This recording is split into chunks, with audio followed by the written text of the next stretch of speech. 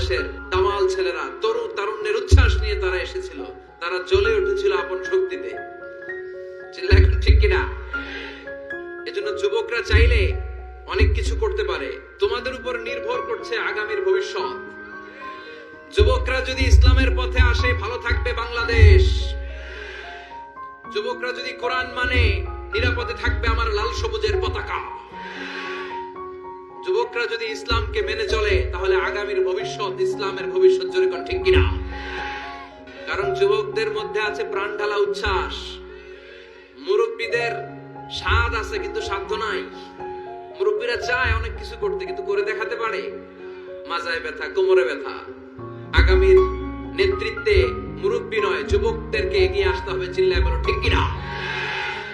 যুবকদের রক্ত গরম, তারা চাইলে একটা বিপ্লবকে নেতৃত্ব দিতে পারে। They can lead a revolution. গোটা বিশ্বে যত বিপ্লব হয়েছে সব যুবকদের দিয়ে হয়েছে। সুবহানাল্লাহ পড়েন। তো মুসলিম যুবকদেরকে জ্বলে উঠতে হবে আপন শক্তিতে। এরপরে নিরাপদ সড়ক চাই, একটা আন্দোলন হয়ে গেছে এই দেশে। ওখানে কি মুরব্বীরা নেতৃত্ব দিয়েছিল? অবাক লেগেছে। প্রাইমারির ছেলেরা, হাই স্কুলের ছেলেরা আইন কিভাবে করতে হয় এবং কিভাবে সেই আইন মানাতে বাধ্য করতে হয়, প্রশাসনের চোখে আঙ্গুল দিয়ে তারা গোটা বাংলাদেশকে দেখিয়েছে। যখন ঠিক কিনা? র্যাবের গাড়ি আটকে ফেলছে, পুলিশের গাড়ি আটকে দিচ্ছে, মন্ত্রীর গাড়ি আটকে দিছে। বলছে লাইসেন্স দেখেন, show me the driver's licence.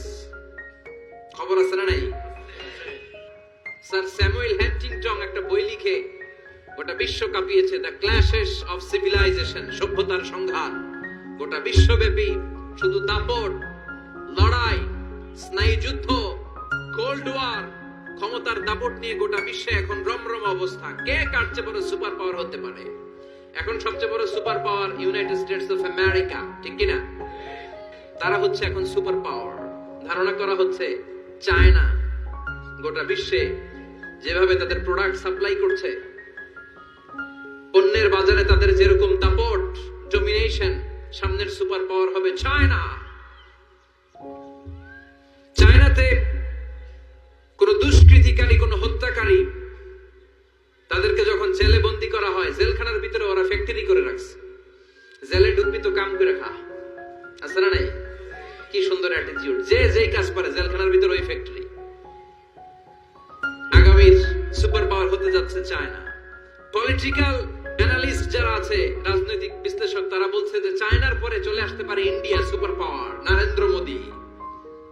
সভ্যতার সংঘাত আদিকাল থেকে আজ পর্যন্ত আছে না নাই? একটা সময় ছিল সিন্ধু সভ্যতা, আমরা শুনেছি মহেঞ্জোদারো সভ্যতা, বৈদিক সভ্যতা, ইনকা সভ্যতা, চিচেন ইৎজা সভ্যতা, প্রাচীন মিশরীয় সভ্যতা, ব্যাবিলনীয় সভ্যতা, গোটা বিশ্বব্যাপী মেসোপটেমীয় সভ্যতা। এরকম অনেক সভ্যতার আবির্ভাব ঘটবে।